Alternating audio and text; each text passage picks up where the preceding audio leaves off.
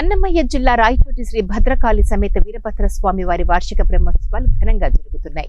వార్షిక బ్రహ్మోత్సవాల్లో భాగంగా శ్రీ భద్రకాళి సమేత వీరభద్ర స్వామి వారికి కళ్యాణ మహోత్సవాన్ని అంగరంగ వైభవంగా నిర్వహించారు.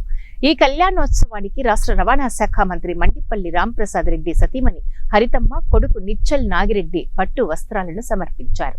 దేవస్థానానికి విచ్చేసిన మంత్రి సతీమణి కుమారుడికి దేవస్థానం అర్చక స్వాములు పూర్ణ కుంభ స్వాగతం పలికారు.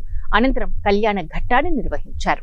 ఈ కళ్యాణ ఘట్టాన్ని తిలకించేందుకు జిల్లా నలుమూలల నుంచి భక్తులు విశేష సంఖ్యలో హాజరై స్వామివారికి పూజలు నిర్వహించారు.